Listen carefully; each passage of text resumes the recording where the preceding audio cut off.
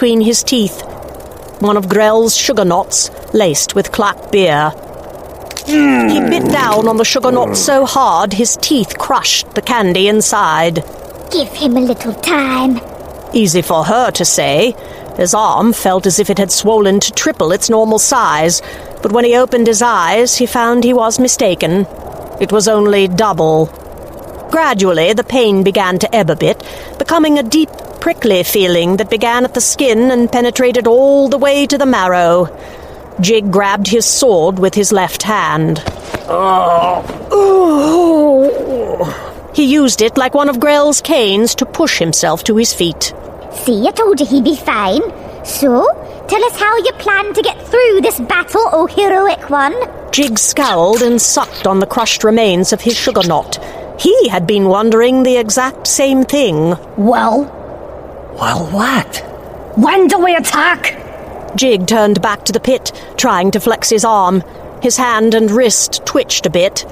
He spotted Braff watching him. Now that Jig knew what to look for, he saw past the slack-jawed expression to the way Braff's eyes shifted from Jig to the other goblins to the pit and back, watching for threats from either side.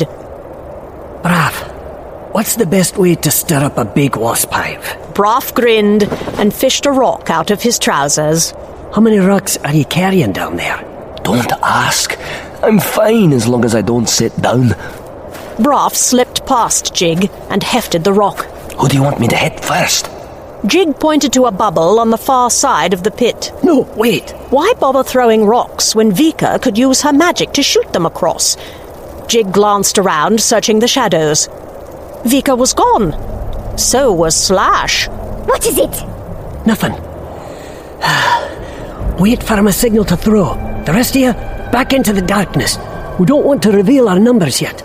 Braff might be able to hit 2 or 3 pixies before they figure out where the rocks are coming from. They'll send up a few to investigate, and we'll draw them into the tunnel. They'll hate it in here, and they can't maneuver as well. Jig raised his sword and backed into the shadows. Do it! Braff's rock arced through the air toward the silver bubbles on the far wall. The rock hit one and stuck. Nothing happened. Jig glanced at Braff, who shrugged. Eventually, another of the 2-winged pixies flew up to investigate the rock. This one was orange in color. He glanced up, then back at the bubble. With both hands, he pried the rock free and dropped it into the pit. He gave a signal to warn the pixies below to watch out for falling rock. Tough nest. Yes, it is. The pixie was already descending toward a lower cluster of bubbles. Movement up above drew Jig's attention. Apparently, one of the pixies up on the bridge had noticed something. He started to fly lower, in the general direction of Braff and the others. Can you hit him? Braff produced another rock. The pixie tried to spin out of the way, but he was too slow. Purple sparks exploded as the pixie spiraled downward, his light fading. 2 more pixies hopped off the bridge, searching for their attacker. These were the 4-winged pixies, who seemed to be the warriors and guards. Jig could see the ogres peering down as well. Them too? Another rock flew. This time the pixies managed to dodge, though the rock did hit an ogre on the shoulder. The ogre didn't appear to notice. One of the pixies pointed toward Braff. Get him! The enslaved ogres leaped from the bridge and began to plummet into the pit. Nobody ever said ogres were bright. That was when the first of the ogres spread her wings. On Jig's shoulder, Smudge grew so hot he began to glow. Unfair! Jig counted 4 ogres, circling lower on enormous black wings. Bat wings. The pixies had been hunting giant bats, trying to capture them alive. Somehow they had grafted the wings onto the ogres, creating flying ogres, similar to what Penny had done to create the snake guardian with too many heads and no tail. Weren't ogres scary enough already? The first ogre reached the tunnel. Jig and Braff leapt away to avoid a spear thrust. Braff threw another rock, which bounced off the ogre's wing with no apparent effect. The ogre stabbed again. Are you hurt? She missed me. I landed on my rocks, that's all. Beyond the tunnel, the ogre dropped out of sight. Another appeared from above, armed with a large club. He hovered for a moment. Jig's sword dropped as he rolled out of the way. Arrows spilled from his quiver, and he nearly squashed Smudge. Sorry. Jig tried to scoop Smudge off his shoulder, but the little fire spider was too terrified, not to mention too hot, for Jig to move.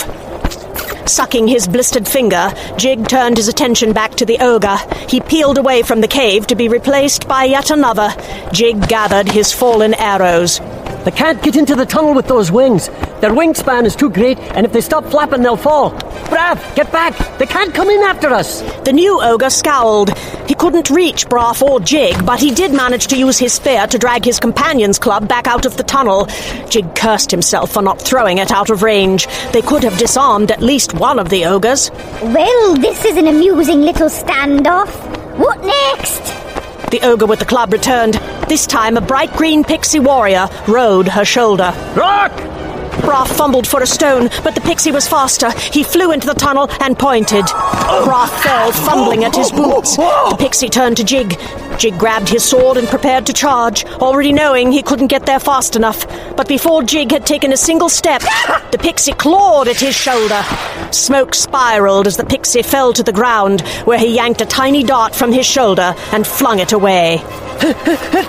Jig ran up and kicked the pixie. He slammed into the wall and slid to the ground.